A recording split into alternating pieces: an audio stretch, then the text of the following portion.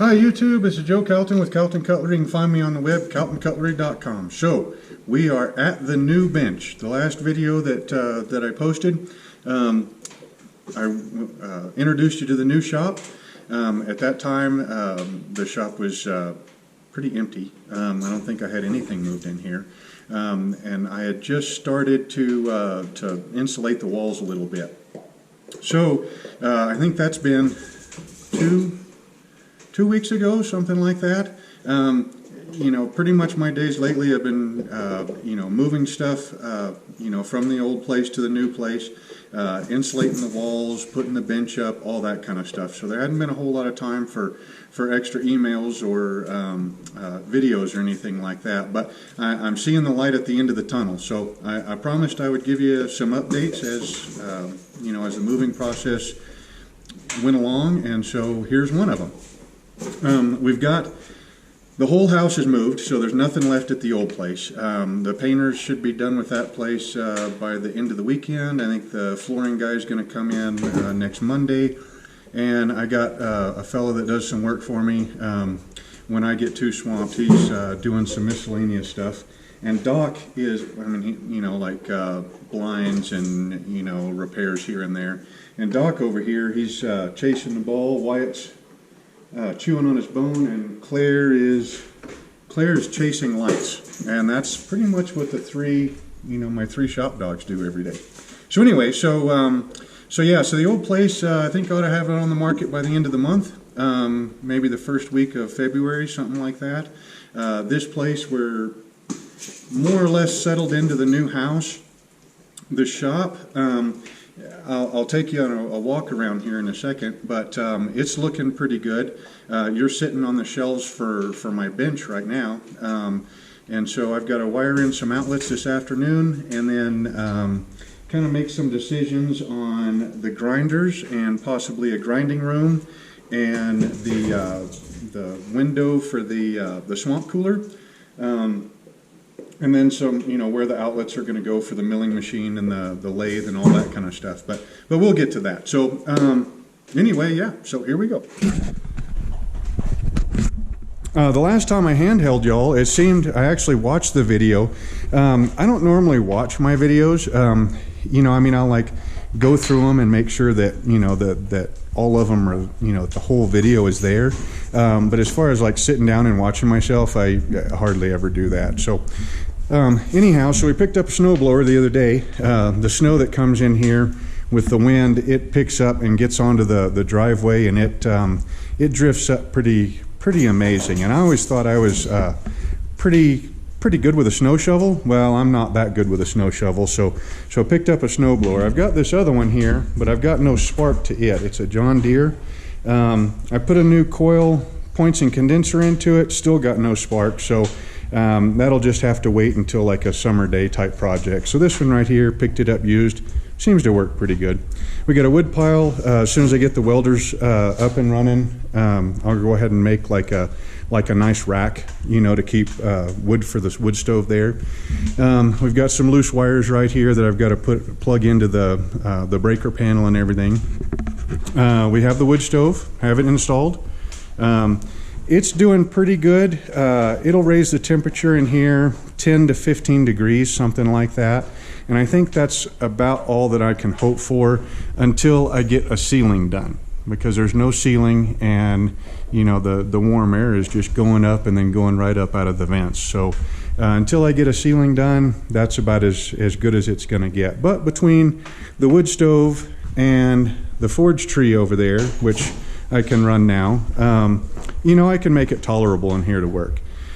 So anyway, we've got the milling machine, and the little drill press is going to go on that bench. The lathe, I guess now is as good as time as any. I'd spoken in the last video about how I was just going to do that styrofoam there. And you know, when I put the styrofoam up, it helped out quite a bit. I mean, I was getting like 1.5 foot tall snowdrift over on that side of the shop on the floor. This tin just really doesn't,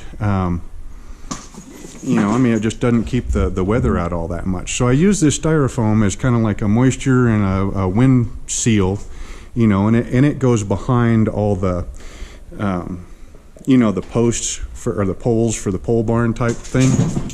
But then again, I decided to just go ahead and frame in the walls and put R19 rolled in insulation in between them. So like right there, you can kind of see, you know, where the end of the cement board that's, you know, the backing for the wood stove, that part of the wall I still have to cover. This part right here, I'll go ahead and frame it in, this whole portion here next. And then, well, once I decide where the window goes for the swamp cooler, and then it'll get rolled in insulation and get finished out, probably with OSB on this side, because you know, I can put in screws and hang stuff wherever I want to on it. We did get, so this right here is pretty exciting. This is a wire rack for my toasters. You remember in the old shop, the toasters were sitting up inside wooden shelves, which, you know, I mean, I was okay with. You know, I mean, OSB and wooden shelving will burn, right? I mean, it's made out of wood. But in my mind, the chances of that toaster ever getting hot enough to get to the ignition point of a solid piece of OSB or 2x12, which is what the other shelves were, you know, even in case of a failure, I think it'd be, a toaster would be slim to none. But in this new shop, I've got more space. So I went ahead and got this nice wire rack here. So it's got all 3 toasters on it, Kydex stuff, and stabilized wood and stuff on the bottom. And I'll be able to roll it. It's on rollers. So, you know, when it's tempering knives, you know, I can set it up there, plug in the timer, you know, and let it do its tempering cycle. But then when I want to do like Kydex, you know, I can go ahead and grab the whole thing and roll it out and roll it over there to my bench vise, which is where I do most of my forming for like necker sheaths and stuff. And that'll be pretty nice. This right here was the bench that the milling machine was on in the old shop. And so now it's going to be kind of a spare one. I mean, you can never have enough bench space or enough shelving as far as I'm concerned. So, so that one so far I haven't decided what's going to go there. Got the wood dryer for the burl and stuff going. Now the main bench here,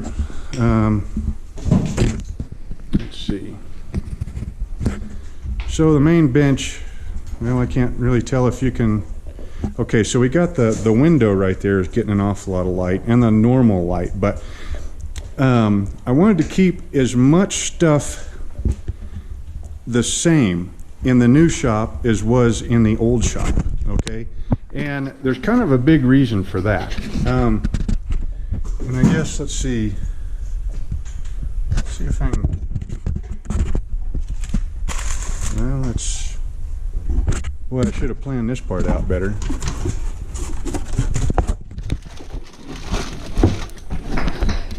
There. And we'll see if you can see the bench, or the vise. Okay, there's the vise.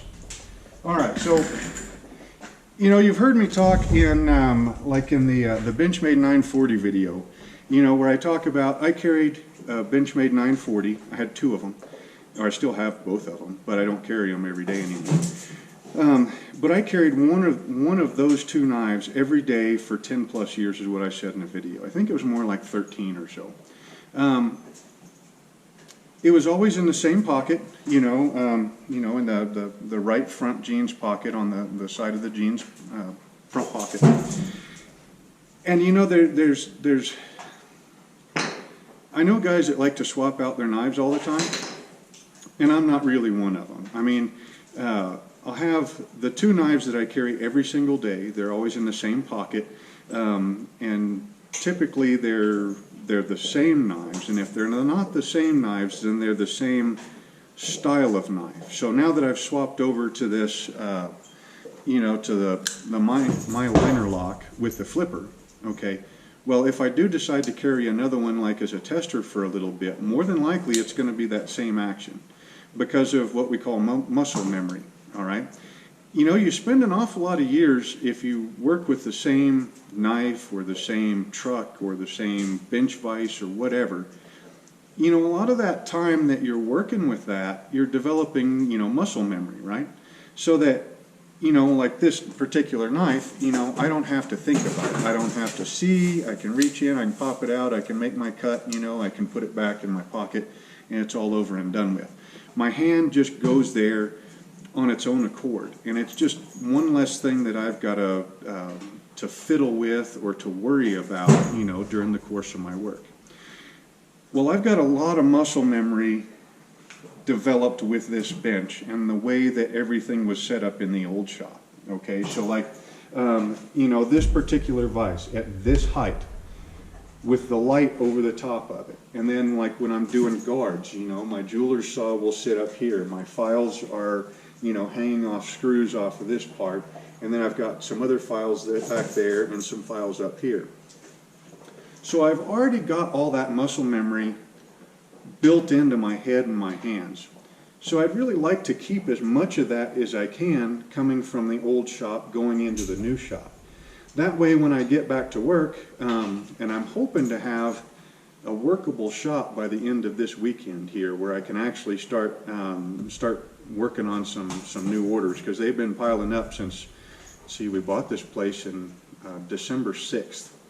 So we're coming up on 2 months that I haven't been able to work in the shop at all. We've been working on the shop, but not in the shop.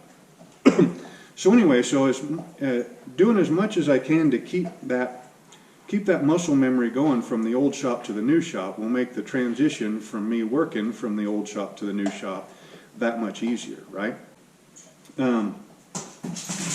Yeah, I mean, there's still going to be some nice additions, you know, like this amazing window right here. You know, I went off about the window last time. I'm still amazed at this gorgeous window, and there should be another one over there, but that's going to be like for a swamp cooler. Anyhow, oh, one thing, I'm not sure if I ever showed y'all this, and I don't have the Dremel tool attached yet, but this right here, let's see, you can't really see that, can you? See that bar? It kind of swings out. Remind me, we'll have to do another video on this when I get everything up and running. But that right there, you have a Dremel tool hanging off the end of that with a flex shaft. And then this gives you 180 degrees worth of swing that you can use your Dremel tool with your flex shaft. So if you're working on something on the bench vise here, I'm just having a heck of a time getting you far enough away. So if you're working on something with the bench vise, you can use your Dremel tool with the flex shaft, you know, do something there. And then you can swing it clear out, you know, to work in the middle of the bench. Or if you're working on this side of the bench, you know, you can work on it over there also. I'm not sure if I ever showed you all that, but it's pretty handy. So anyway, so moving on, then we got the welders are kind of in the same spot that they were. There's Claire, she's still chasing lights. Kiln is in the same spot that it used to be. Air compressor, same deal. Drill press is still same spot. This little area right here will end up storing some different stuff in there, but we got welding helmets. We got a little storage place above the bathroom. By the way, this is going to be the bathroom.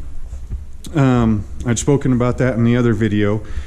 So right now the shop is heated by the wood stove and by the forge, and you know, if I have any space heaters I want to run. But at night, this place pretty much drops to ambient temperature outside. So there's been several mornings that I've come out here, and you know, the thermometer up there, I think that's a bass, yeah, bass fish. He'll tell me that, yeah, it's about 10 degrees. You know, so pretty much everything's freezing. Well, there's an awful lot of stuff out here that isn't out here yet, but needs to be, that can't freeze, like epoxy, leather dye, you know, stuff like that. So what's going to happen here? Well, I can't take you in there because it's just dark. Once I get it wired up and everything, that is going to be, I've got shelves built in the other side of this wall and on this wall, and that's going to be storage for. I'll throw like a little radiant heater in there, and you know, the stuff that can't freeze will store inside the bathroom. And then this spring, when the ground thaws out, we'll go ahead and run water and sewer to it, and then it'll be a functioning bathroom also. The grinders, we got some nice belt storage up there on the bathroom wall. The grinders, this part right here, I'm still kind of up in the air on, but I'm thinking that if I was to go ahead and take a, you know, and build a wall, a short little wall right about here, and then bring it out to be about even with the bathroom wall. Once I get the ceiling in, go ahead and take those walls all the way up to the ceiling, and then I'll be able to frame in a grinding room, which I think would be really cool, because then all that dust that comes up from, now I'm just talking for the main grinders, okay, the 2x72s, the uprights, and then my 1 3-wheel that I've been leaving set up as a surface grinder, and the 4x36. And then I'm going to build another 2x72 3-wheeled type to use mostly for hollow grinding, and that'll go there. I think this one and the buffers, this one right here, I think I'm going to tear it down and build a 2x72 horizontal belt grinder, and then I think they'll kind of go like in an island type of thing here. But you know, they don't really develop all that much dust. It's your main hogging machines where you do your handle grinding and your blade grinding that develop most of the dust. And I'm kind of thinking about, like I said, enclosing that, and then either making a dust collection system, you know, like the one from Harbor Freight, where you have you know, like pipes that come to each grinder, although I'm not too sure how well those are going to work with the large upright horizontal or the large upright grinders. Or if I just want to do like an air filtration system for the whole room. I haven't really decided yet, but that's kind of the way I'm leaning on that. The forge tree is still probably going to move over a little bit, and then the power hammer is going to move in here. The anvil is pretty much where it's going to sit underneath all my bibs and aprons and everything. You can see we do have the power hammer here in the shop, so that's nice, at least having it here. I can't run it or anything yet. I mean, it's still got to get moved into place. Excuse me. Put on the base and then bolted to the floor. I'm still planning on putting a hydraulic forging press in once I build one. This whole wall, of course, has got to get finished off with insulation. I'm still believing this is going to be the meat cooler and like car tools type stuff. We do have the built-in shelves on the other side of the wall, and that wall right there is the predominant wind. So having that wall with the built-in bookcases or built-in shelving and everything, and the insulation has really cut down on the heat loss and the noise from the wind that I get. So anyway, so we're oh, and there's my old pickup truck. That's the one that we rebuilt the engine in. Vance and I rebuilt it. I think it was last summer, something like that. She's running like a top, you know, just doing the job. She pulled pretty much everything from the old place to the new place. So. Oh, and I did get to fix her the other day. Somewhere in all that moving back and forth, I ended up with a gas leak on the gas tank. And so anyway, so I think it was Thursday night, I brought the last load over, not this last Thursday, but the Thursday before last. I brought the last load over. So Friday morning I was going to get out and start working, and I noticed that I had the gas leak. But it wasn't, you know, it was one of those, I was like, well, you know, it's not really affecting anything. We'll just let it leak until we get the job done. Well, that Friday morning I came out here and the leak had like doubled in size. So I thought, well, okay, I guess I'm going to fix it today. So I crawl up underneath there, and I got one of those little cameras. It's on a flex shaft. And I get up underneath there because the whole underside of the tank was wet. So I thought maybe, you know, one of my the hoses from the fuel pump going forward was leaking, which is why it hadn't fixed it yet. Well, I got up underneath there and all that was dry. So, you get up in there and you brace the tank and you take the 2 straps off, and then there's a plastic cover, and you got to drop that down, and then dropped it down. The whole underside of the tank was wet. So I went ahead and toweled it off, and sure enough, I found a big old, well, I guess big is relative, but for a fuel tank crack, it was probably about that wide. And so I'm looking at that and I'm thinking, man, okay, well, I really need to pull this tank down, empty it out, fill it up with water, weld the thing, test it, and then rinse it out, put gas, the whole 9 yards, to fix it right. Well, right now I've got a whole bunch of work to do, get this shop running. So I thought, well, you know what? Tell you what, I'll just fix it with the old soap trick. And I don't know if y'all know about the soap trick or not. The way my father taught it to me when I was 10 or 12, something like that, was with ivory soap, just bar soap. Well, I didn't have any ivory, but I had some of that Duke Cannon big ass bar of soap, and it was white, so I figured, well, we'll try it. So you clean off the crack and the area around it, and then you grab that bar of soap and you just dig it up, grind it into that crack, right? Or a pinhole or whatever it is. And some kind of reaction between the gasoline and the soap makes like an epoxy sort of stuff, and it'll seal seal a gas tank off. Now, as a kid, I went through a whole lot of cars. I was the guy that never had a car that wouldn't break down on the freeway type of deal. So, I remember fixing several gas tanks like that. And some of them I remember, I fixed them once, and hell, as far as I know, if the car is still running, it's still fixed.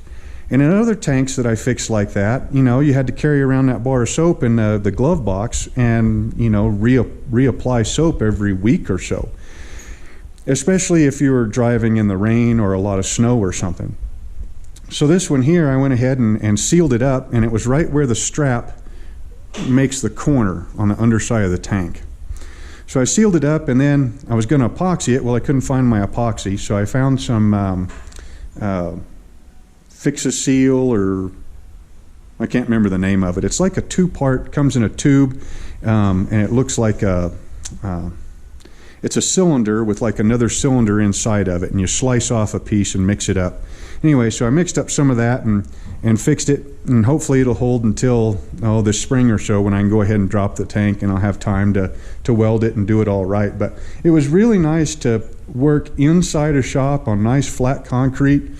Like I said, it was only about 10 degrees that morning, but it was still nice to be able to do that indoors right next to the house with all of my tools, even though I can't find them.